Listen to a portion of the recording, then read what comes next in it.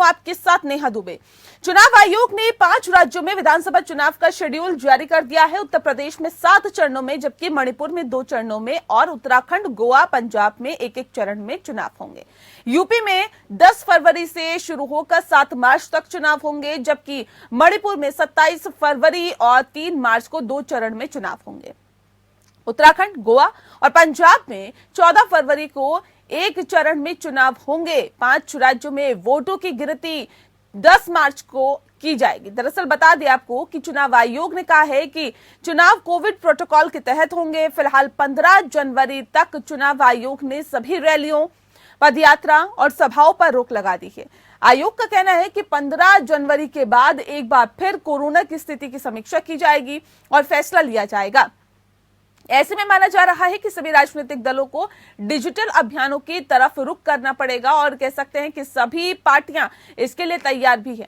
देश के सबसे अधिक आबादी वाले राज्य उत्तर प्रदेश की बात करें तो यहां राजनीतिक पार्टियां पारंपरिक प्रचार अभियान को अपनाने के बजाय डिजिटल माध्यम पर ज्यादा जोर दे रही है। इसी कड़ी में कांग्रेस ने अपने सभी रैली कार्यक्रम को स्थगित कर वर्चुअल माध्यम से चुनाव प्रचार की शुरुआत कर दी है। पिछले दिनों कोरोना के मामलों में वृद्धि को देखते हुए कांग्रेस महासचिव प्रियंका गांधी वाड्रा ने उत्तर प्रदेश के कांग्रेस नेताओं से बातचीत भी की थी, जिसके बाद उत्तर प्रदेश की सभी रैलियां, संवाद, मैराथन और टाउन हॉल कार्यक्रम पर रोक लगा दी गई। इन कार्यक्रमों पर रोक लगने के बाद कांग्रेस ने वर्चुअल अभियान की शुरुआत की। प्रियंका गांधी कांग्रेस के लड़की हूं, लड़ सकती हूं अभियान के तहत फेसबुक पेज और यूट्यूब पेज के माध्यम से लोगों के साथ बातचीत कर रही हैं और इस कार्यक्रम में लोग लाइव के जरिए सीधे प्रियंका गांधी से सवाल पूछ सकते हैं। कांग्रेस ने जल्द ही सभी डिजिटल अभियान शुरू करने की बात कही है। कांग्रेस के अलावा समाजवादी पार्टी ने भी अपने विजय रथ यात्रा कार्यक्रम को रद्द कर दिया है। सपा अध्यक्ष अखिलेश यादव का 7 से 9 जनवरी तक गोंडा, बस्ती और अयोध्या में रथ यात्रा निकालने का कार्यक्रम तय था, लेकिन अब इसे स्थगित कर दिया गया है। पार्टी कोरोना महामारी को देखते हुए अब डिजिटल प्रचार पर जोर दे रही है। इसी कड़ी में पार्टी ने राज्य के 400 से अधिक विधानसभा क्षेत्रों में पार्टी कार्यकर्ताओं द्वारा चलाए जा रहे व्हाट्सएप ग्रुप में शामिल होने के लिए लोगों को आमंत्रित करने वाले लिंक भी ट्वीट किए हैं। इस ग्रुप में पार्टी द्वारा प्रचार अभियान से जुड़े फोटो और वीडियोस भी भेजी जा रही हैं ताकि ज्यादा से ज्यादा लोगों तक पहुंचा जा सके। ऐसे ही एक फोटो में पार्टी के बीजेपी के जवाबी अभियान फर्क साफ है का जिक्र है। बीजेपी पिछले कुछ महीनों से सोशल मीडिया पर इसी नाम फर्क साफ है से अभियान चला रही है, जिसमें 2012 से 2017 के अखिलेश यादव के कार्यकाल को भ्रष्ट और माफिया राज कहकर प्रचारित किया गया। समाजवादी पार्टी ने उसी तर्ज पर फोटो साझा कर इस अभियान में योगी सरकार की 5 साल के कामकाज की तुलना अखिलेश सरकार के 5 साल से की है। और ऐसे में आपको बता दें कि सत्तारूढ़ बीजेपी डिजिटल प्रचार अभियान में सबसे आगे दिखाई दे रही है। बीजेपी पिछले कुछ महीनों से अखबार में जमकर विज्ञापन दे रही है। इन विज्ञापनों में मुख्यमंत्री योगी आदित्यनाथ और पीएम मोदी के चेहरे, साथ ही बीजेपी के नारे भी प्रमुख रूप से छापे जा रहे हैं। ये नारे हैं डबल इंजन की सरकार, सोच ईमानदार, काम दमदार और फर्क साफ है। इसके अलावा ट्विटर और व्हाट्सएप जैसे प्लेटफॉर्म पर भी बीजेपी काफी ज्यादा सक्रिय दिखाई दे रही है। साथ ही बीजेपी आने वाले दिनों में 3D रैली की भी योजना बना रही है। इसके अलावा मायावती की पार्टी बीएसपी भी इस बार के चुनाव में डिजिटल प्रचार अभियान के जरिए ही लोगों तक पहुंचने की कोशिश कर रही है। पार्टी ने अपने सोशल मीडिया सेल को भी सक्रिय कर दिया है और साथ ही विधानसभा क्षेत्रों में प्रचार वाहन भी भेजने की योजना बना रही है। इनके अलावा सभी पार्टियां राज्य भर में विशेष रूप से ग्रामीण क्षेत्रों में एलईडी स्क्रीन वाले वैन और ट्रकों का उपयोग करके वीडियो को दिखाने की योजना बना रही है। इसी मुद्दे पर आज हम बातचीत करेंगे अपने खास कार्यक्रम में, लेकिन उससे पहले आपको बता दें कि आज जिस तरह से चुनाव आयोग की तरफ से प्रेस कॉन्फ्रेंस की गई, चुनावों के मद्देनजर, कोरोना काल के मद्देनजर किस तरह से एहतियात बरते जाएंगे और जो चुनावों की घोषणा है वो भी कर दी गई है, यानी कि तारीखों का ऐलान कर दिया गया है। तमाम अटकलों पर विराम लगाते हुए आज तारीखों का ऐलान हो गया, जिससे कि ये तो स्पष्ट हो गए हैं कि आखिर अब चुनाव कब होंगे। इस विषय पे आज हम तफसील से चर्चा करेंगे। हमारे साथ खास मेहमान मौजूद है, उनसे आपका परिचय करा देते हैं। महेश वर्मा जी इस वक्त हमारे साथ है, स्पोक पर्सन है बीजेपी के। अजय उपाध्याय जी हैं, स्पोक पर्सन है कांग्रेस के। सुधीर दुबे जी इस वक्त हमारे साथ हैं, लीडर है एसपी के। आप सभी का बहुत स्वागत है। महेश जी, चुनावों की तारीखों का ऐलान हो गया, कितने तैयार हैं आप? हम बिल्कुल तैयार हैं और जनता हमारे साथ है, हमारे कार्य हमारे साथ है, विकास इस चुनाव का मुद्दा है और उसी बेसिस पे हम लड़ रहे हैं। और एक आप ये कह लीजिए कि कोरोना काल में जो एक भौकाल या दुष्प्रचार या प्रोपेगेंडा के जरिए एक चुनावी वातावरण जो बनाने की कोशिश की जा रही है, कुछ हद तक जो है अब उस पे विराम भी लगे। चुनाव आयोग उसका भी कहीं ना कहीं ध्यान रखेगा कि भाई अब ये जो चुनावी रैली जिस तरह से प्रोपेगेंडियन रैली होती थी, अब ये देखिए अखिलेश यादव जी जो काम नहीं किया उस पे भी जाके खंभ ठोकते थे। अब ये जो महिलाओं की बात कर रही है कि मैं लड़की हूं, मैं लड़ सकती हूं, कर्नाटक में देख लीजिए कि उनके एक्स स्पीकर का किस तरह का बयान आता है। तो ये जो मानसिकता थी, ये जो चुनावी चीजों को लेकर जिस तरह की बातें सामने इन लोगों का जो वक्तव्य आता था, जो वाणी विचार आता था, जो इनकी समझ आती थी, जो मुद्दा विहीन ये बात करते थे। अखिलेश यादव जी काला धन की बात कर रहे हैं, तो उनके लोगों के छापे पड़ रहे हैं, जो उनके लोग हैं, जहां उनके पैसे लगे हुए हैं, जहां उनके पैसे हैं, इन पैसे को वो इस चुनाव में इस्तेमाल करने की कोशिश करते, उसके ऊपर जब छापा पड़ रहा है तो आहें भर रहे हैं। वो बौखलाहट और अकलाहट सामने दिखाई दे रही है। तो मुद्दा है नहीं, तो विकास एक मुद्दा है यहाँ पे और निश्चित रूप से जनता जो है उसको अच्छे से परखेगी और जो काम किया होगा तो वोट मिलेगा और वो जनता के दिलों पे राज करेगा। वही ठीक है। अजय जी, क्या आप लोग भी तैयार हैं चुनावी मैदान में कूदने के लिए? क्योंकि तारीखों का ऐलान तो अब हो गया है, लेकिन ऐसे में इलेक्शन कॉन्फ्रेंस जो की है इलेक्शन कमीशन की तरफ से, उसमें साफ तौर पे कहा गया है कि अब उम्मीदवारों को आपराधिक इतिहास भी बताना होगा। एप्लीकेशन भी लॉन्च किया गया है, साथ ही साथ अब गैर कानूनी पैसे, शराब पर भी खास नजर रखी जाएगी। ये जो तमाम तरह के ऐलान आज किए गए हैं और ये बताया गया है कि आखिर ये जो चुनाव है वो किस तरह से इलेक्शन कमीशन कराने की एक योजना बना रहा है और किस तरह से साफ तरह से ये इलेक्शन होंगे। कैसे देखती है कांग्रेस, और क्या लड़की हूं, लड़ सकती हूं, इसी नारे के साथ आगे लड़ा जाएगा? और क्योंकि अब रैलियों पर भी प्रतिबंध लगा दिया गया है, रैलियां नहीं होगी, तो ऐसे में वर्चुअल तरीके से जनता तक पहुंचने की कैसे योजना है आप लोगों की? नेहा जी, चुनाव की घोषणा आज हुई है, लेकिन इन 5 राज्यों में परिणाम पहले घोषित हो चुके हैं। सच्चाई है, कांग्रेस पार्टी अपने पूरे दमखम के साथ चुनाव लड़ेगी और भाजपा की सरकारों को पटखनी देगी। 5 में 4 राज्य भाजपा के हैं, डबल इंजन की सरकार है और जिस तरह से इन सरकारों ने अत्याचार और मनमानापन किया है आम जनमानस के साथ, इस डबल इंजन को जो गर्म हो गई है इंजन, घमंड में गर्म है, उसको हम ठंडा करने का प्रयास करेंगे। प्रदेश की जनता हर जगह इस पर पूरी तरह से अपना मन बना चुकी है। विभिन्न राज्यों की बात आपने की है। उत्तर प्रदेश में लड़की हूं, लड़ सकती हूं, महिलाओं के अधिकारों की लड़ाई हमारी नेता लगातार लड़ रही हैं और जो विकास के मुद्दे हैं, जो भर्तियों में जो गड़बड़ियां हुई हैं, जो युवा को रोजगार मिलना चाहिए था, महंगाई के मुद्दे हैं, इन सारे मुद्दे हमारे लिए जनता के मुद्दे हैं और इन मुद्दों पर हम निरंतर लड़ने का प्रयास करेंगे। बाकी राज्यों की भी बात हम कर लें, पंजाब में जिस तरह किसानों के मुद्दों पर इन्होंने जिस तरह से घमंड दिखाया और 700 किसानों के जिस तरह से सरेआम, एक तरह से मैं मानता हूं आपराधिक मुकदमे होने चाहिए थे भाजपा के लोगों के साथ पर, और वो आज भी घमंड से चूर है प्रधानमंत्री जी। वहां पे जिस तरह से अजय टेनी, जिस तरह उनके बेटे ने, गृह राज्य मंत्री के बेटे ने सरेआम रौंदने का काम किसानों को किया है, इसके जवाब में पंजाब और पश्चिमी उत्तर प्रदेश की जनता तैयार है और निश्चित तौर पर इसका परिणाम चुनाव में देगी। जहां तक बात गोवा की करे, वहां भी जिस तरह माइनिंग घोटाला 10 सालों में हुई है सरकार के द्वारा, उस पर भी लोग पूरे निगाह लगाए हुए हैं। और उत्तराखंड पूरी तरह से जिस तरह इन्होंने ध्वस्त किया है, 5 साल में 3 मुख्यमंत्री बदलना पड़ा इन्हें, और जिस तरह 3 घोटाला, ऊर्जा घोटाला, छात्रवृत्ति घोटाला और इसके साथ श्रमिक घोटाला 400 करोड़ का हुआ है, वहां के जनमानस भी इस बात को देख रहा है।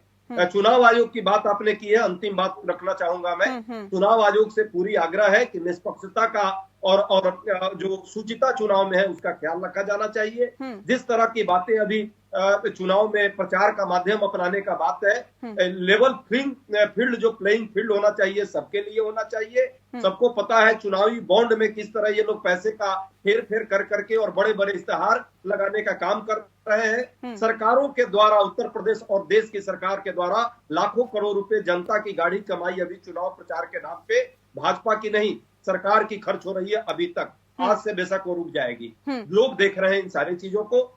चुनाव आयोग के कथनी और करनी पर भी हम देखना चाहेंगे कि कितना भड़काऊ भाषण पर वो कर रहे हैं कि रोक लगाएंगे। ठीक है सर, ठीक है। सुधीर दुबे जी का रुक करूं, उससे पहले महेश जी का एक बार फिर से रुक कर लेती हूँ। महेश जी, अब सवाल इस बात को लेकर जिस बात का जिक्र अभी अजय उपाध्याय जी कर रहे थे कि विज्ञापनों पर बहुत पैसे खर्च किए जाते हैं। सर, ये तो सामने जो आंकड़े निकल के सामने आए सरकारी पैसे का दुरुपयोग है कि बेटी बचाओ बेटी पढ़ाओ। सर ठीक है, मैं लौटती हूँ आपके पास अजय जी। बेटी बचाओ बेटी पढ़ाओ अभियान की शुरुआत की गई, लेकिन 80% तकरीबन जो पैसा था वो तो विज्ञापन पर ही खर्च कर दिया गया। ऐसे ही विधानसभा चुनाव के मद्देनजर भी बड़े बड़े विज्ञापन आप लोगों की तरफ से दिए जा रहे हैं। क्या इन विज्ञापनों के दम पर ही बीजेपी सत्ता में वापसी का ख्वाब देख रही है क्या महेश जी? नहीं, देखिए, विज्ञापन अगर कहिएगा तो इस देश में विज्ञापन सिर्फ अगर कोई करता है विज्ञापन के जरिए सत्ता का काम हथियाने का जो काम करता है वो इस देश का एक सबसे बड़ा बाजीगर है, उसका नाम है केजरीवाल। तो यहाँ जो कुछ भी है, बेटी बचाओ बेटी पढ़ाओ, अगर जब शब्द आप ये करती हैं तो स्वाभाविक रूप से ये लोगों तक पहुंचना चाहिए। आपकी मेरी बेटी हो, वो पढ़े। हमारी एक बड़ी संकीर्ण मानसिकता होती है कि हम बेटियों को कॉलेज नहीं भेजे, स्कूल ना भेजे। तो ये विज्ञापन नहीं है, प्रचार नहीं है। ये बहुत कुंद और मंद बुद्धि के लोग इस चीज को प्रचार मानेंगे, लेकिन ये हकीकत में ये अभियान है। ये जब भी कहीं कोई चीज हम और आप कहें या कोई सरकार कहे या किसी भी तरह से किसी रूप में हम कहें इस बात को, तो स्वाभाविक रूप से ये बात लोगों तक पहुंचनी चाहिए। एक बात। दूसरी बात मैं ये कहूंगा, जो मैं एडिशन करना चाह रहा था कि ये आज जो है कम से कम ये ना कहें आपके आगे कि ईवीएम का जो है ना दोष अभी से ये निकालना ना शुरू कर दे।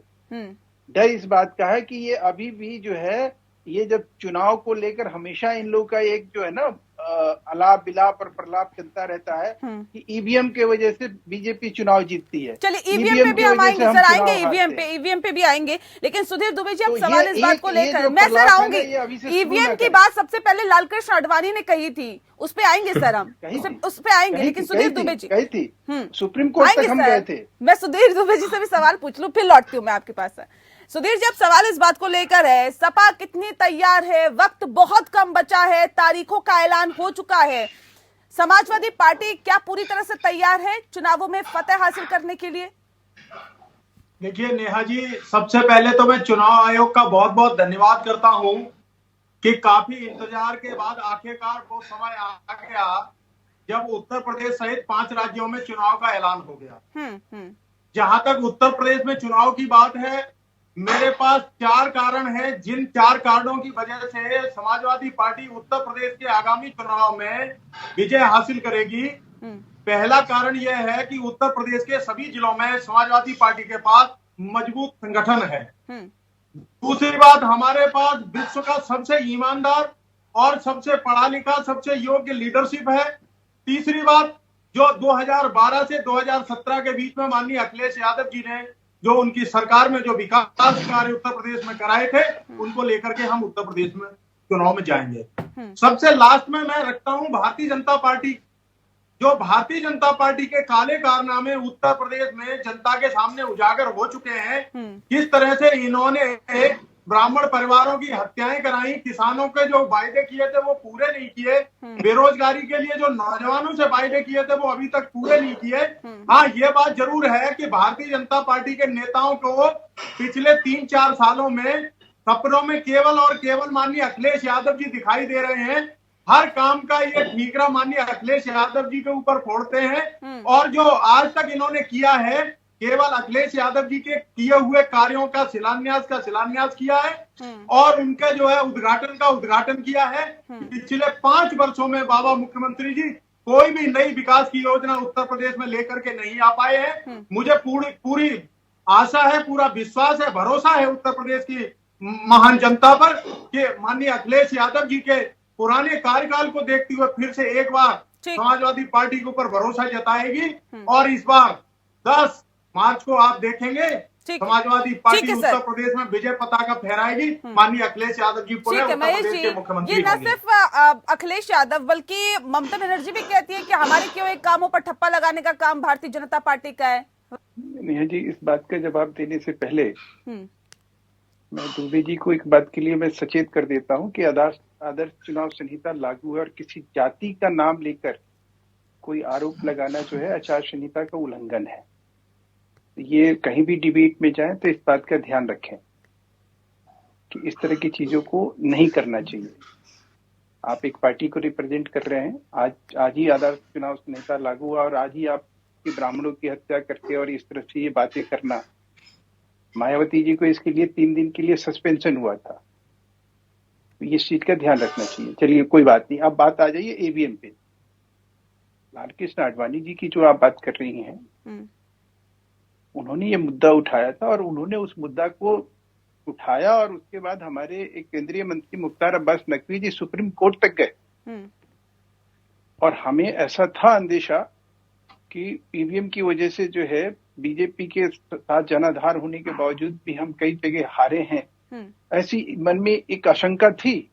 और जिस दिन वो आशंका हमारी दूर हुई उसके बाद हमने कभी भी ईवीएम को लेकर कोई ऐसी बात नहीं कही जो अनर्गल बात अब कही जाती है। जब हार हो जाती है, जब पराजय हो जाता है, तब कहा जाता है कि ईवीएम ने बीजेपी को जितवा दिया। ईवीएम को लेकर जो है जब चुनाव आयोग बुलाता है इनको तो इनके रिप्रेजेंटेटिव नहीं जाते हैं। ईवीएम की जब टेस्टिंग होती है तब ये लोग नहीं जाते हैं। ये कुछ नहीं करते हैं। लेकिन जब ये चुनाव हार जाते हैं तो सिर्फ एक काम करते हैं कि देश के इंस्टीट्यूशन पे ये उंगली उठाते हैं। ठीक है अजय जी, अब सवाल इस बात को लेकर है कि ईवीएम में गड़बड़ी के बारे में ऐसे में जब इलेक्शन कमीशन ही कहता है कि बताइए, आइए और बताइए कि किस तरह से इसमें गड़बड़ी हो सकती है, तो कोई पार्टी का नुमाइंदा वहां पर नहीं पहुंचता है सर। और उसके बाद जब चुनाव हार जाते हैं तो ईवीएम पे ठीकरा फोड़ दिया जाता है, चुनाव आयोग पे ये पूरा ठीकरा फोड़ दिया जाता है। ये कहां तक उचित है और क्या ऐसा करना चाहिए क्या? नेहा जी, एक कहावत सुना है हम सबने, चोर के दाढ़ी में तिनका। शुरुआत किसने की ईवीएम की? शुरुआत तो महेश वर्मा जी ने की है।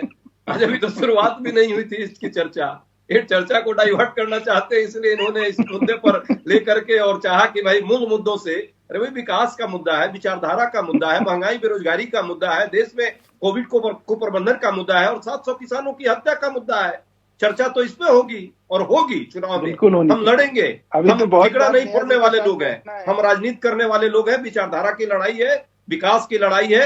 और अभी भी मैं आग्रह करूंगा सभी दलों से, यहाँ जो भी रिप्रेजेंटेटिव बैठे हैं, दुबे जी हो, वर्मा जी हो, मैं भी हूं, कि हम सकारात्मक राजनीति करें। कांग्रेस पार्टी इस बार चुनाव में पहले भी और अभी भी और आगे भी हम सकारात्मक मुद्दों पर आएंगे। हाँ ठीक है, ईवीएम का मुद्दा एक है, ये एक अलग टेक्निकल मुद्दा है, इस पर भी हम डिस्कशन अलग से करते हैं। अभी चूंकि वैसा मुद्दा नहीं आया है, लेकिन जब आगे जो चर्चाएं होंगी पब्लिक डोमेन में है, वो सुप्रीम कोर्ट में भी उस पर चर्चा हुई है। ये मुद्दा इसलिए भी उठता है क्योंकि ये भी खबर निकल के सामने आती है कि इलेक्शन कमीशन के कुछ अधिकारी प्रधानमंत्री नरेंद्र मोदी से घर पे मुलाकात करते हैं। इस वजह भी तो जग जाहिर है। संस्थाओं का क्या हाल नेहा जी कर दिया है इन लोगों ने, वो नहीं जान रहा है। फाइल उठा के भागते हैं अरोड़ा साहब पीएमओ का फोन आता है, जैसे ये मैं सुना रहा हूं और सुनना होगा उनको कि जैसे पीएमओ का फोन आएगा वो फाइल उठा के भागते हैं। और ये देख रहा है पूरा देश। अभी कुछ दिन पहले ये पब्लिक डोमेन में भी आ गया। तो चुनाव आयोग का तो ये सच्चाई है, चुनाव आयोग पर क्या स्थिति है। लेकिन अब आज आचार संहिता लागू हो गई है, आशा करेंगे आज से चुनाव आयोग कम से कम अपने कथनी और करनी में अंतर नहीं करेगा। और जो वायदे किए हैं उन्होंने, चाहे इक्वल प्लेइंग फील्ड की बात हो, चाहे वो उनको इश्तेहार पर कहीं न कहीं नियम बनाने का, क्रिमिनल रिकॉर्ड की बात कर रहे हैं, वो इन सारे चीजों पर ईमानदारी से प्रयास करेंगे। सत्ता पक्ष के सामने झुकने का काम नहीं करेंगे और टूथलेस टाइगर की भूमिका में नहीं। हमारी यही उनसे आग्रह है ताकि निष्पक्ष चुनाव हो, पारदर्शी चुनाव हो और चुनाव में सभी दल जो प्रयास कर रहे हैं ईमानदारी से, लोगों का भी भरोसा। कौन से मुद्दे होंगे जो अब जनता के बीच में उठाए जाएंगे, क्योंकि वक्त बहुत कम है सर?